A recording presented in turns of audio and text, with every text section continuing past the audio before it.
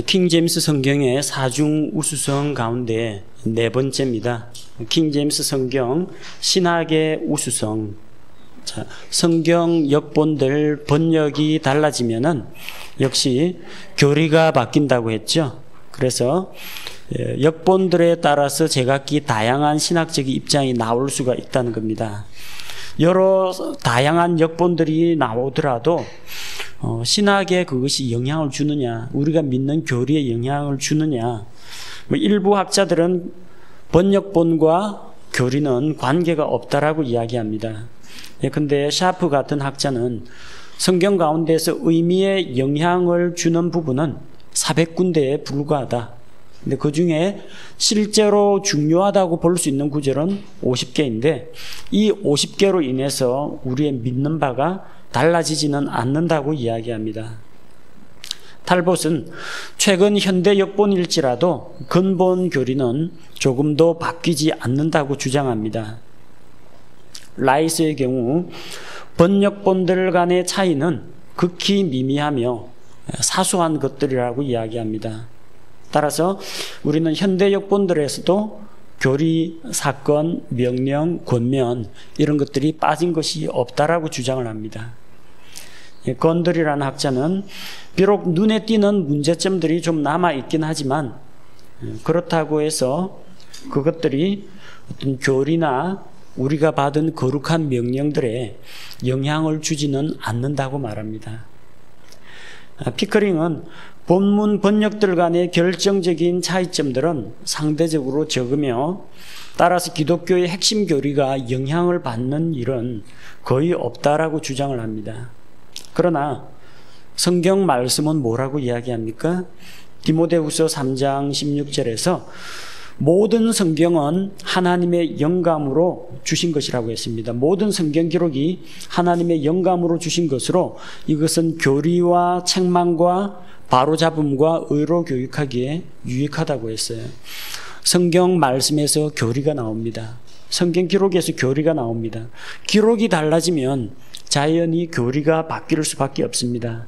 교리는 신학자들 머리나 신학 서적에서 나오는 게 아니라 성경에서 교리가 나옵니다. 성경이 바뀌면 교리가 바뀌는 것은 지극히 당연한 이야기라는 거죠.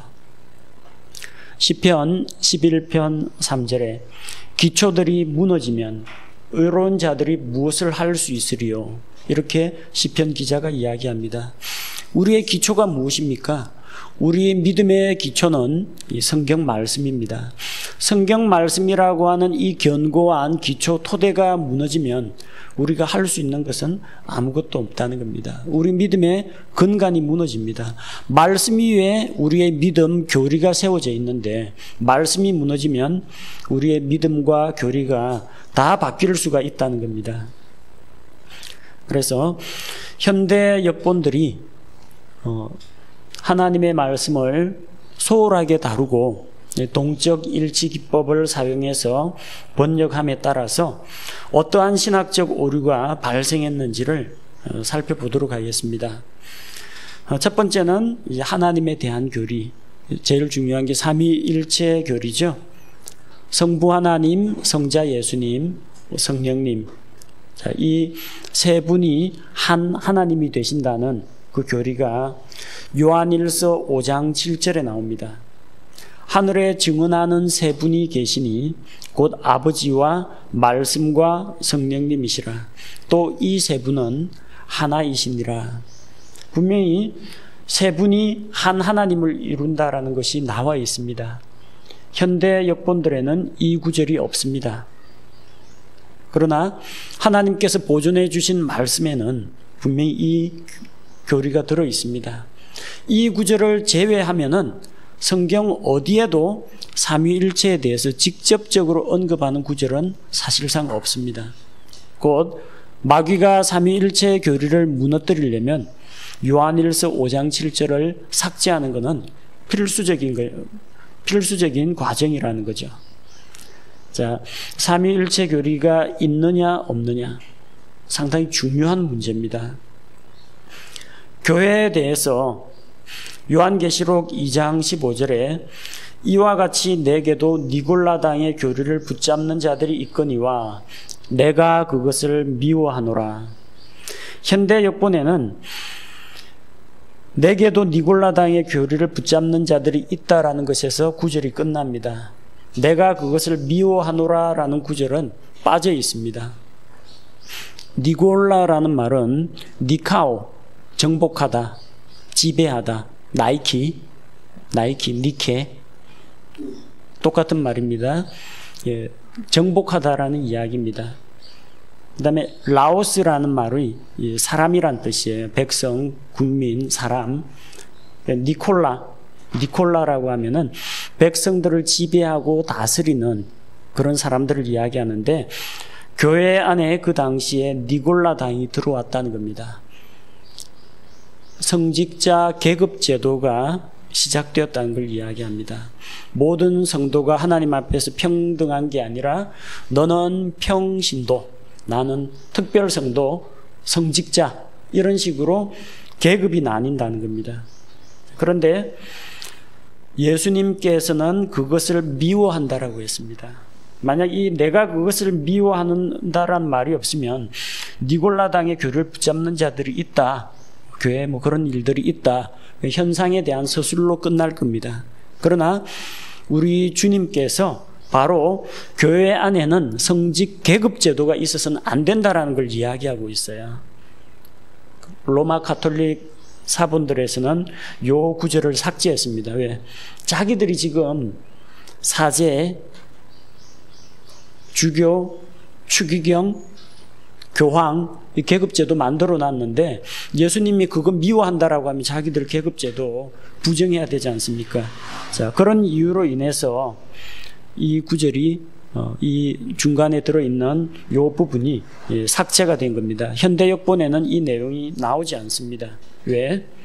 종교 계급제도를 정당화하기 위해서 자, 이것을 삭제한 것입니다.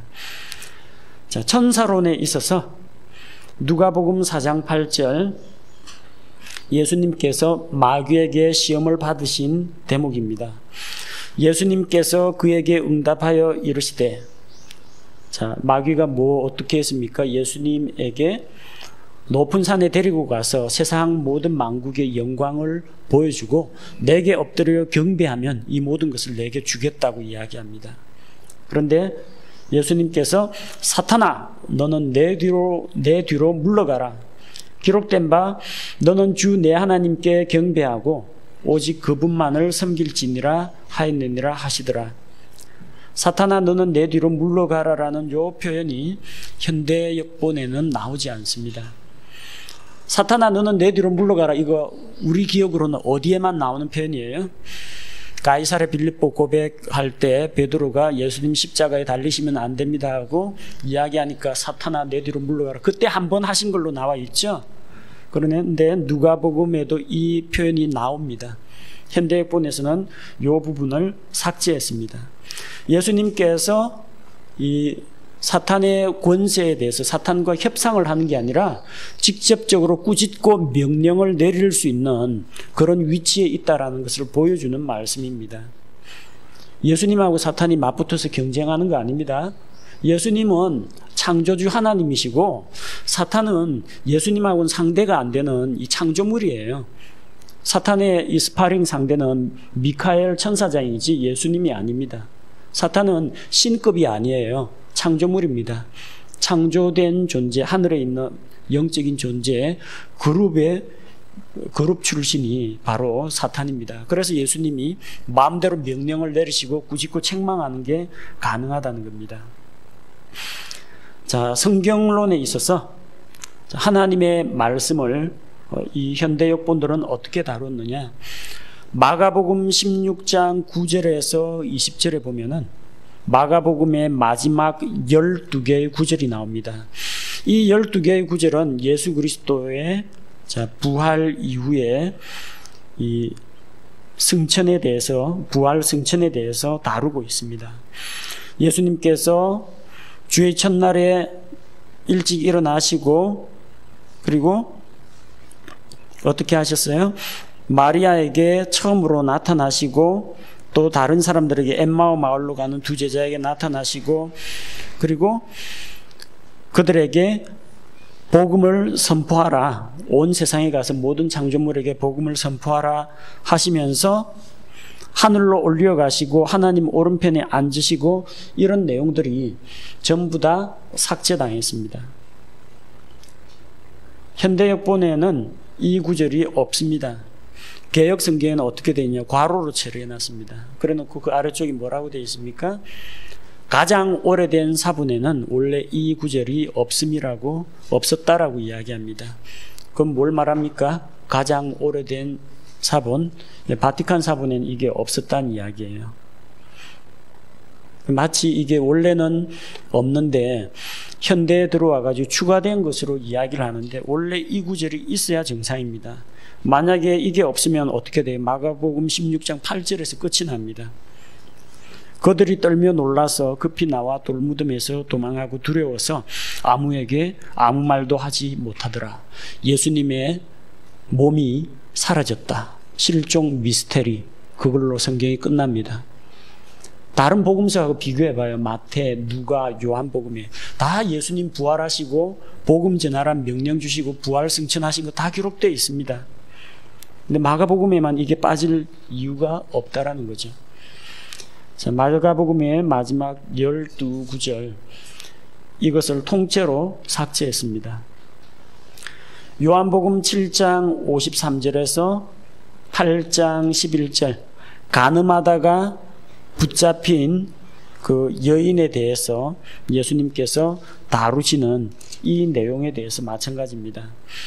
개역 성경에도 역시 이 부분이 들어가 있긴 합니다만 NIV, NASB 개역은 이 구절을 괄호로 처리합니다.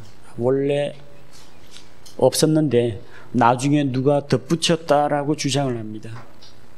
그러나 이 말씀은 분명히 들어가 있는 말씀인데 그들은 성경 구절들을 통째로 삭제하는 이런 잘못을 저질렀습니다. 누가복음 4장 4절 말씀에 예수님께서 그에게 응답하여 이르시되 기록된 바 사람이 빵으로만 살 것이 아니요 하나님의 모든 말씀으로 살 것이라 하였느니라 하시더라. 이래 돼 있는데 현대역본에는 밑줄 친 내용이 없고요. 개역 성경 봐도 요 구절이 빠져 있습니다. 예수님 대답이 사람이 빵으로만 살 것이 아니라 하였느니라 그걸로 끝납니다. 근데 마태복음 4장 4절에 이 구절이 분명히 나와요. 하나님의 모든 말씀으로 살 것이라. 이 구절이 분명히 있는데 누가복음에서는 이 부분이 삭제가 되어 있다는 거예요. 만약에 이 내용이 마태복음에는 있고 누가복음에는 없다라면 어떤 문제가 빚어집니까? 마태복음과 누가복음이 하나님께서 직접 주신 말씀이 아니라 각 개별 저자들이 각자가 기록한 것이다라는 그런 주장이 설득력을 얻게 됩니다. 하나님께서 주셨다면 똑같이 기록하겠죠. 마태도 누가도 동일하게 이걸 다루어야 하는데 자 그게 빠져 있다는 겁니다. 하지만 우리는 마태복음 4장 4절에서 분명히 이 내용이 들어가 있다는 걸 알고 있습니다. 하나님의 모든 말씀으로 산다라는 이것을 삭제함으로써 성경론 곧 사람은 하나님의 모든 말씀이 필요하다라는 그 교리 자체가 사라지는 겁니다. 또한 예수님께서 이루신 수많은 구약 예언들의 성취 이런 것들도 구약 성경에 있는 것을 신약 성경에 그대로 옮겨야 되는데 그걸 만약에 그대로 옮기지 않으면 어떤 문제가 발생하느냐. 시편 69편 21절에서는 메시아의 고난에 대한 예언의 말씀입니다. 그들이 또한 쓸개즙을 나의 먹을 것으로 주며 내가 목마를 때에 내게 식초를 주어 마시게 하였나이다. 자, 쓸개즙을 주고 식초를 주었다라고 되어 있죠. 자, 그렇다면은 마태복음 27장 34절도 이걸 그대로 반영해야 옳습니다. 그들이 쓸개를 섞은 식초를 그분께 주어 마시게 하였더니 쓸개즙, 쓸개, 식초, 식초. 구약 성경의 대언이 예수님 십자가상에서 완벽하게 성취가 됩니다. 그런데 현대역본은 뭐라고 해요? 쓸개를 탄 포도주를 주시매. 그러니까 식초 대신 포도주가 들어가면 구약 성경하고 맞지가 않는 겁니다. 자, 구약 성경하고 맞지가 않기 때문에 어떤 문제가 발생합니까? 구약 성경하고 맞지가 않기 때문에 성경의 예언이 성취가 안 됐다 쪽으로 결론이 나버리는 겁니다. 또 예수님께서 거짓말 하신 게 됩니다. 예수님께서 십자가에 달리기 전에 마지막 만찬 자리에서 뭐라고 말씀하셨어요? 내가 아버지의 왕국에서 새 것으로 마시기까지는 다시는 이 포도나무에서 난 것을 먹지 않겠다고 말씀하셨어요. 그런데 예수님 십자가에서 포도주를 마셨다라고 하면 예수님이 거짓말한 게 되어버린다는 거죠. 포도주가 아니고 식초라는 겁니다. 단어를 정확하게 옮기는 것이 그래서 필요합니다. 종말론에 대해서 역시 마찬가지입니다. 마태복음 25장 13절 그러므로 깨어 있으라 너희가 사람의 아들이 오는 그날도 그 시각도 알지 못하느니라. 이 부분이 현대역본에 뭐라고 되어 있느냐? 그러므로 깨어 있으라 너희가 그날도 그 시각도 알지 못하느니라. 그럼 도대체 그날하고 그 시각이 무슨 날인지 알 방법이 없어요. 사람의 아들이 오는 그날입니다. 예수님이 다시 오시는 그날을 이야기합니다. 근데 사람의 아들 예수님께서 오신다라는 내용을 삭제해버린 겁니다. 몸의 부활 마찬가지입니다. 마가복음 12장 23절 자, 사두개파 사람들이 예수님을 시험하는 질문을 던졌죠. 우리 형제, 어떤 사람에게 형제가 7이 있었는데 첫째가 그 여자를 취하고 자녀가 없이 죽고 그 다음 둘째가 그 형수를 취하고 7이 다 취했다면 정말로 부활이라는 게 있다면 부활 때에는 누구 아내가 되느냐 그런 이야기죠. 그런즉 그 7사람이 그녀를 아내로 취하였으니 부활 때 곧 그들이 일어날 때에는 그녀가 그들 중에 누구의 아내가 되리까 하며 곧 그들이 일어날 때 이 부분이 빠져 있습니다. 몸의 부활이 부정됩니다.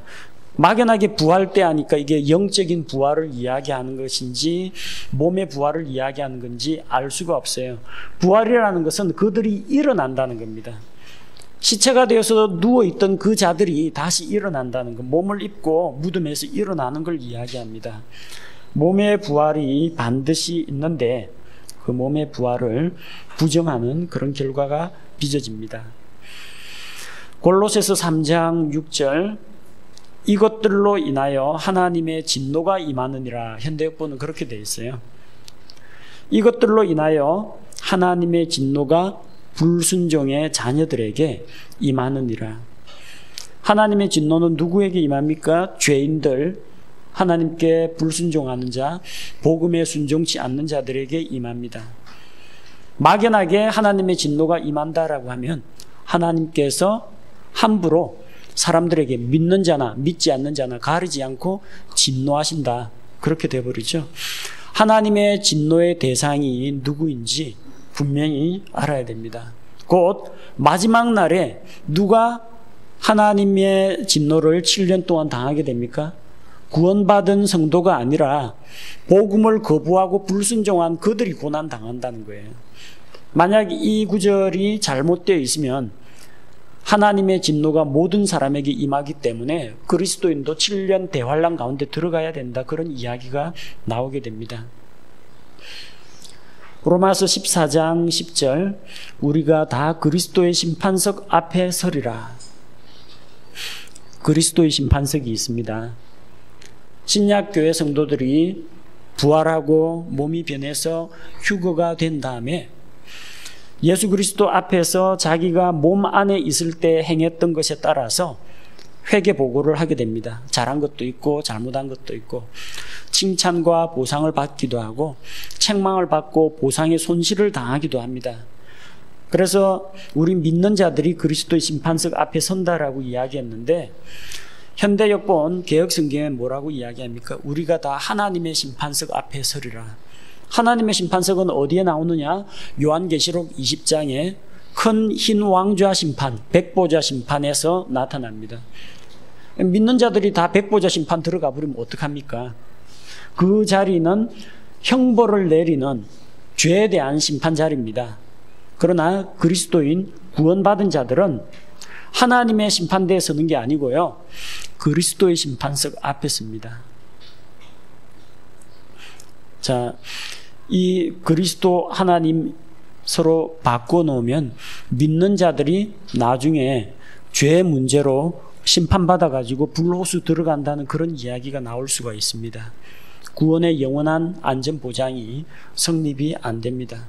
우리는 하나님의 심판석이 아니라 그리스도의 심판석 앞에서 자기가 주님 앞에서 행했던 것에 대해서 보상과 또 혹은 보상의 손실, 칭찬과 책망을 받게 됩니다.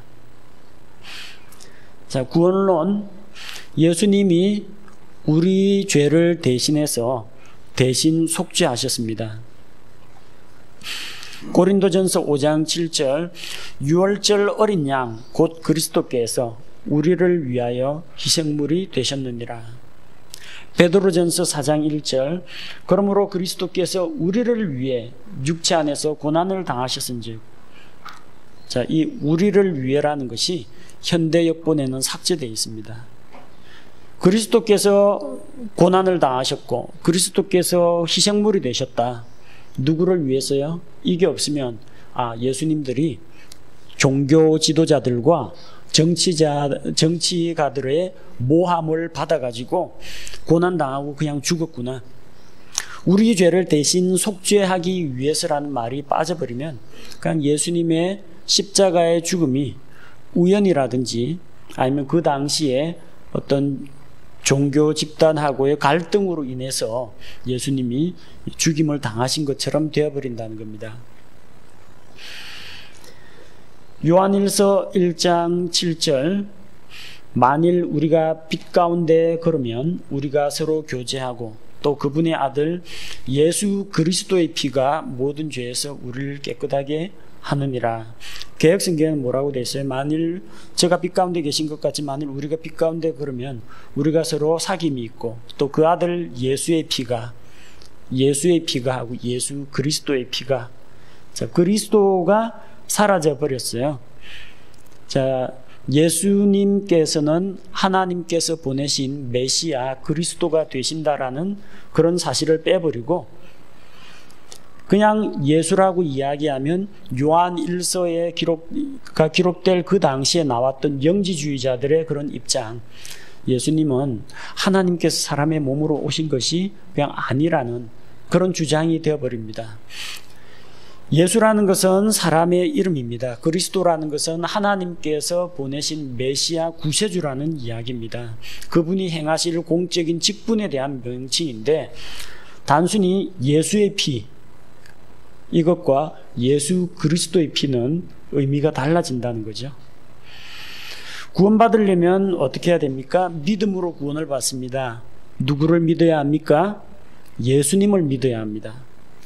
요한복음 6장 47절에 나를 믿는 자에게는 영존하는 생명이 있느니라 이렇게 되어 있는데 현대 역본에는 이 나를이라는 게 없습니다. 믿는 자는 영생을 가졌나니 그렇게 되어 있어요. 믿는 자는 영존하는 생명이 있다는 겁니다. 그럼 뭐 믿어야 됩니까? 불교 믿는 사람도 믿는 자라고 합니다. 자기들도 믿는 게 있잖아요. 로마 가톨릭에도 뭐 믿는 게 있습니다. 이슬람에서도 우리는 위대한 대언자 마호메트와 이 마호메트를 보낸 알라 신을 믿습니다 합니다. 다 믿는 자예요.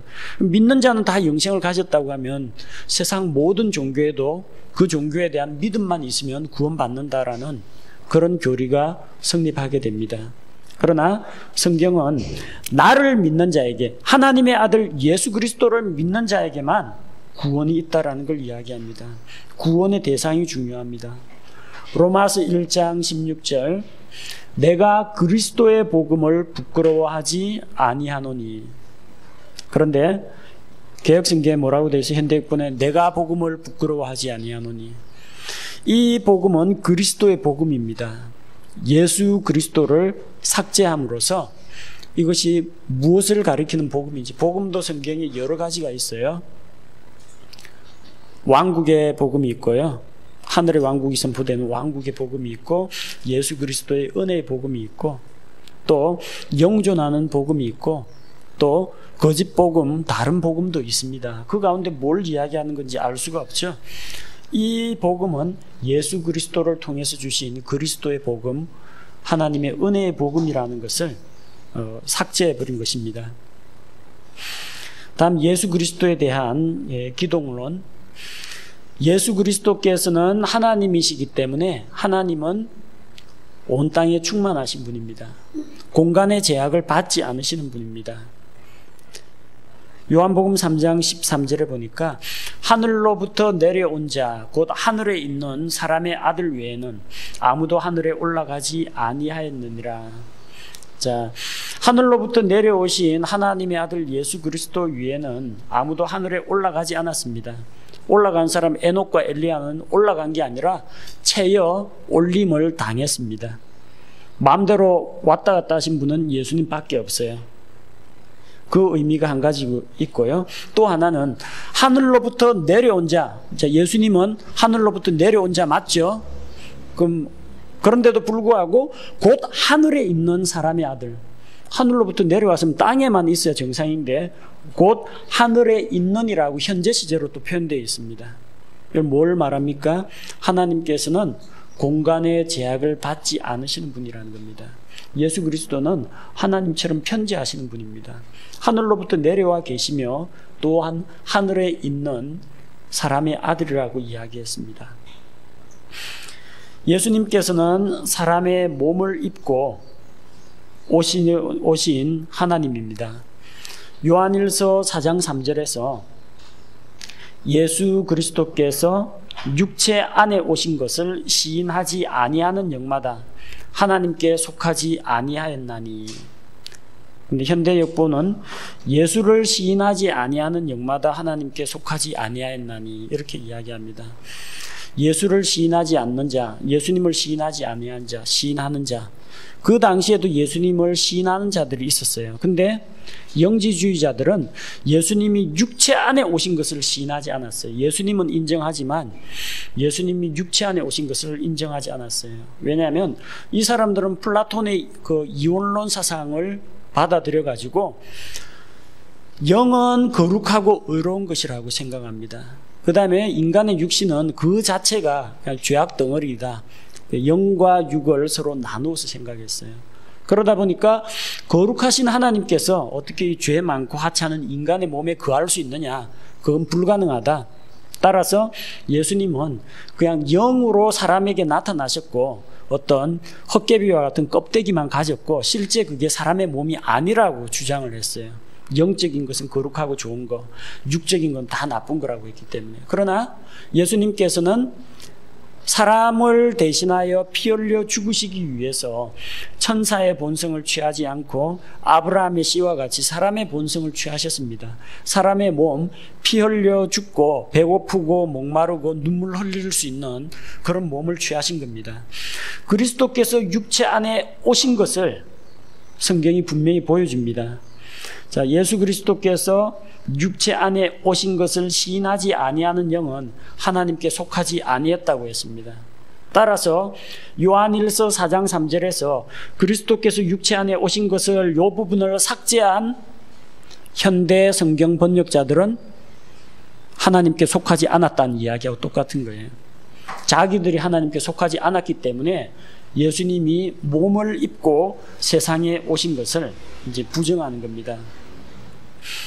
자, 누가복음 2장 22절에 보면 예수님을 낳고 나서 마리아가 이제 자기 자신을 정결하게 하기 위해서 성전에 가서 예루살렘 성전에 가서 정결하게 하는 예식을 합니다.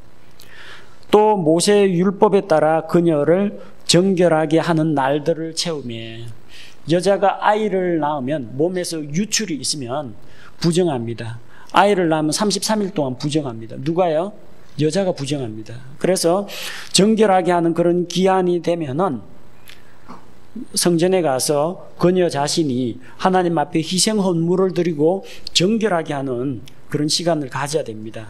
그런데 누가복음 2장 22절에 또 모세 율법에 따라 그녀를 정결하게 하는 날들을, 요 그녀를 빼버리면 어떻게 돼요? 전후 문맥에 따라서 모세의 율법에 따라 정결하게 하는 날들을 체험해 그들이 아이를 데리고 예루살렘에 갔다라고 하는데, 그거 어떻게 돼요? 아이를 데리고 갔으니까 예수님을 정결하게 하는 그런 일을 하러 갔다는 이야기가 되어버립니다. 예수님을 정결하게 한다. 예수님은 죄가 없으시고 거룩하신 하나님인데, 예수님을 정결하게 한다라는 것은 자, 예수님의 무오성, 죄 없으심을 부정하는 것이 되어버립니다. 자, 그렇기 때문에 이 부분에서 그녀를이라고 되어 있는 이 단어는 반드시 포함이 되어야 합니다. 이거는 마리아를 정결하게 하는 그런 율법의 의식이지 예수님을 정결하게 하는 그런 의식이 아니라는 것을 분명히 보여줘야 합니다. 또 예수님께서 이 세상에 오셔가지고 사역을 하셨는데, 마태복음 18장 11절 사람들을 구원하는 그런 사역을 하셨는데, 사람의 아들은 잃어버린 것을 구원하려고 왔느니라. 마태복음 18장 11절에 이 구절이 있습니다. 마가복음 10장 45절에도 있고요.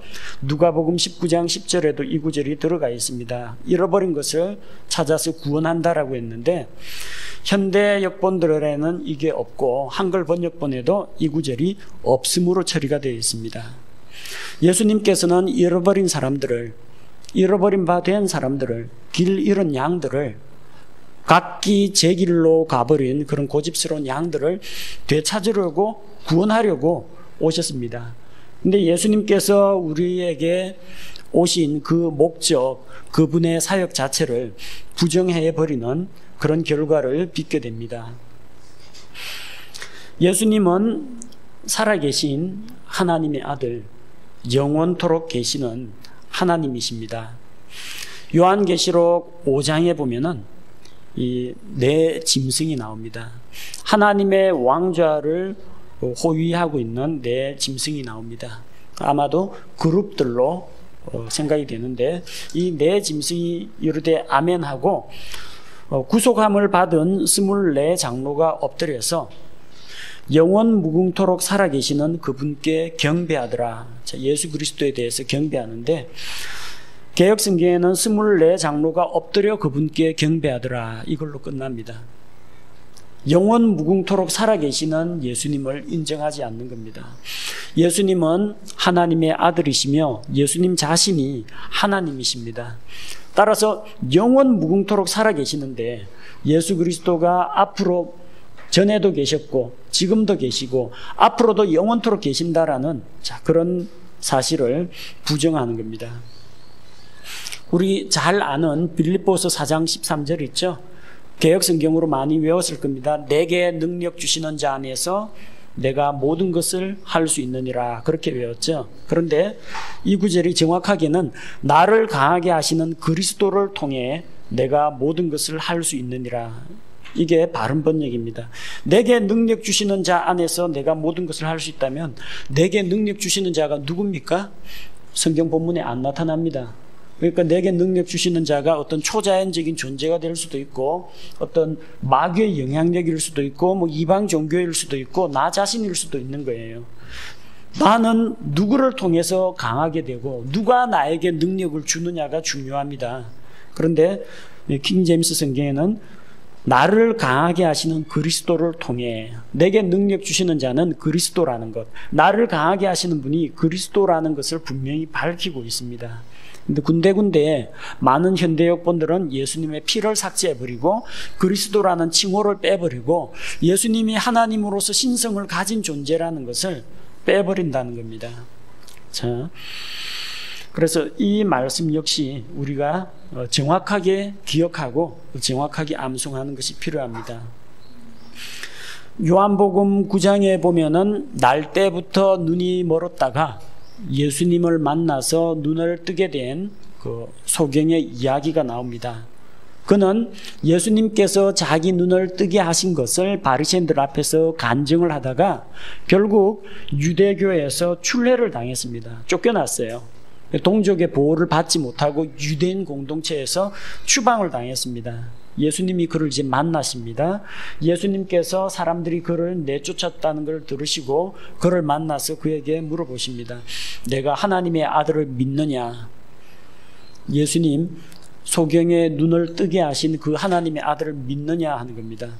그런데 개역을 비롯해서 현대역보는 내가 인자를 믿느냐, 내가 사람의 아들을 믿느냐라고 되어 있어요. 예수님은 자기를 가리켜서 하나님의 아들로도 사람의 아들로도 말씀을 하셨습니다. 사람의 아들이라고 할 때는 어떤 뜻으로 말씀하셨어요? 완전한 인성을 가지신 분이라는 거예요. 우리와 같이 똑같은 육체적인 연약함과 고통과 슬픔과 죽음을 맛볼 수 있는 그런 몸이라는 것을 이야기할 때 사람의 아들이라고 합니다. 근데 지금 이 상황은 어떤 대목이에요? 날 때부터 눈이 먼 그 소경의 눈을 띄워준 거예요. 사람으로는 할 수가 없는 일입니다. 이 소경이 고백하는 것과 같이 지금까지 수많은 대언자들이 있었지만 날 때부터 애초부터 눈이 멀어서 엄마 뱃속에서 나온 사람의 눈을 뜨게 한 것은 들어본 적이 없다. 이 하나님의 권능이 아니면 불가능하다고 이야기합니다. 따라서 이 부분은 사람의 아들이 아니라 예수님 말씀하신 대로 내가 하나님의 아들을 믿느냐? 주여 그러합니다. 내가 그분을 믿습니다 하고 이 사람이 예수님께 경배를 드립니다. 엎드려 절하는 게 아니고요. 경배를 드립니다. 오직 하나님께만 드릴 수 있는 표현이에요. 하나님께 예배하는 겁니다. 자, 이게 사람의 아들이 되어버리면은 그가 예수님의 인성에 대해서 그가 경배하는 게 되어버립니다. 사람의 눈을 뜨게 한 하나님의 권능과 그 영광이 드러나 있는 이 부분이 하나님의 아들로 되어 있어야 올바른 표현입니다. 하나님의 아들, 사람의 아들. 예수님은 여러 가지 다른 칭호를 가졌기 때문에 아무거나 넣으면 되지 않느냐. 해당 문맥에 전혀 맞지 않는 번역이 됩니다. 예수님의 신성을 격화시키고 예수님이 하나님의 아들이시라는 그 사실을 부정하는 그런 번역이 됩니다. 사소한 단어 하나가 있고 없고에 따라서 명사를 그대로 넣어주느냐 대명사로 넣느냐 몇 개의 단어를 삭제하느냐 추가하느냐에 따라서 우리가 믿고 있는 교리가 달라진다는 겁니다.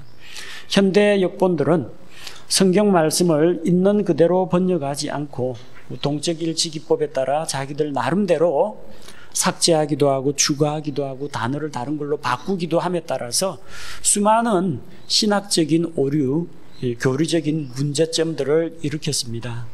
자, 우리가 성경 말씀을 통해서 믿음을 갖고 또 바른 진리의 말씀 가운데 거하기 위해서는 바르게 번역된 우수한 신학적인 교리를 담고 있는 바르게 번역된 성경을 우리 믿음의 근간으로 삼는 것이 필요하다는 것을 보여주고 있습니다.